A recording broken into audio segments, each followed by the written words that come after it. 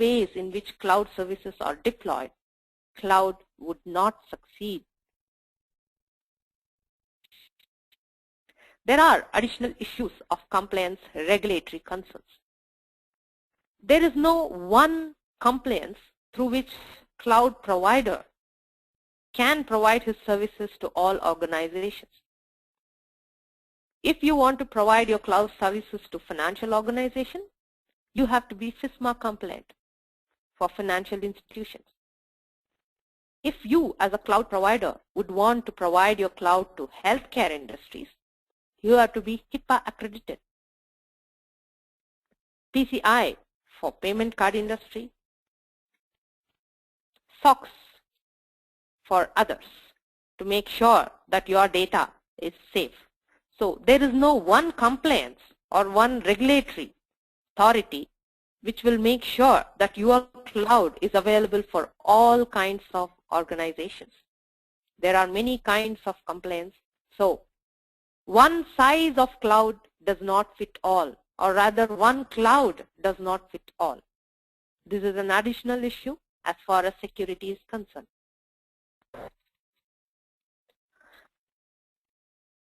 So the final conclusion is that we as cloud providers and cloud service users might never be 100% safe from all the threats. If we find some workaround, if we find some solution to the present security problem, another problem might pop up later. There is nothing called 100% security.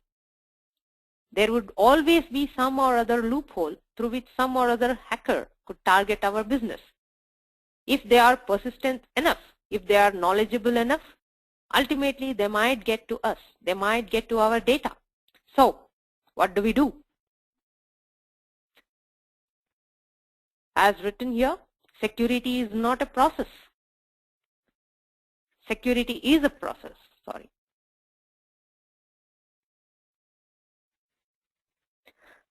To make sure that we are updated on the regular security flaws or security trends, there are many industry reports as listed here. RSA has an annual conference on the recent trends of every year, most important security problems.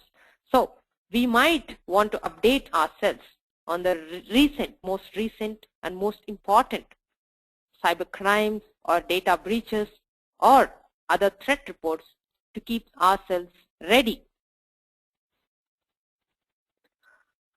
As far as the risks are concerned, the most common mitigation methods used are authentication, authorization, auditing, good SLAs, service level agreements, and monitoring. So if we would want to prevent data loss or data leakage, we would use a good authentication mechanism. If we would want to make sure that our applications are secure, we would design for application security. If we want to make sure that our insiders are not malicious, inside employees are themselves not malicious, we would be using the mitigation method of staff vetting. So there are countermeasures to each and every risk that cloud has known. And this is the reason why the cloud as such would not work if we use a static and one-tiered security. It needs a very dynamic way of managing. It needs a multi-tiered way of managing the security risk. So if we want to secure the cloud in a dynamic and multi-tiered way, the requirements would be authentication, authorization, attribution, audit, and data protection. These were the methods which were being traditionally used. The problems that we had in the traditional business model, the problems are same. The problems have not changed. But the dynamics of cloud computing, by its very nature, changes our approach to these requirements to a multi-tiered protection. one form of such protection is not enough. We need a dynamic way of protecting our data and assets. We need to define which asset is more important, and we need to define how much of authentication, authorization, auditing, and protection is required based on the amount of cost that asset is liable to.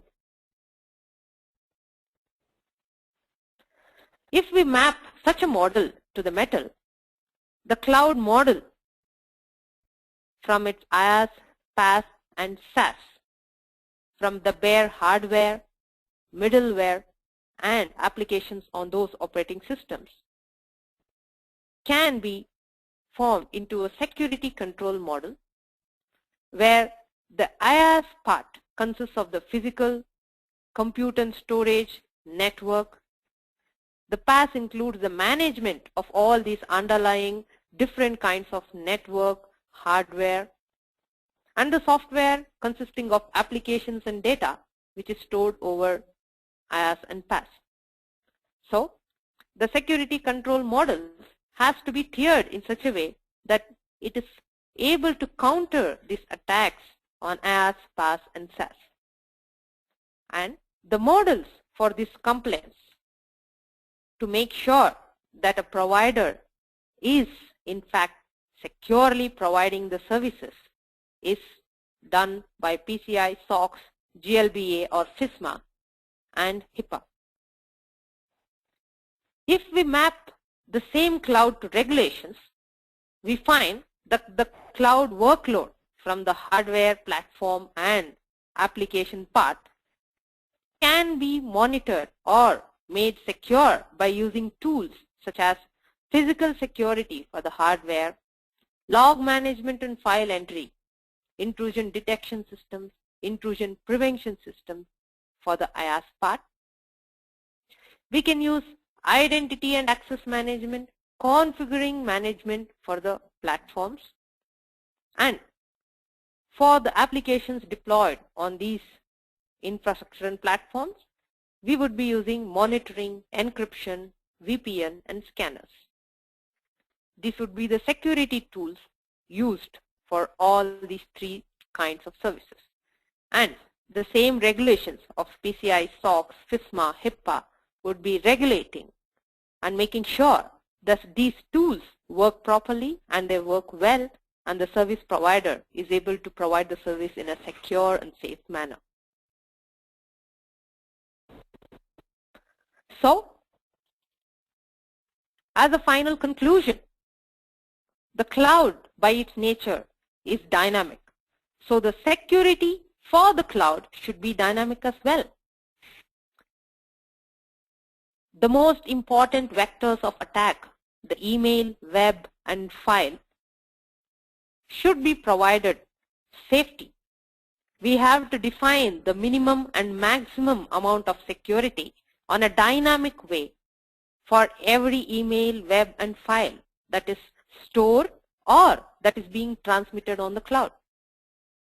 And we have to view it through sourcing, processing and analysis, validation, quality assurance, solution distribution, and solution adoption.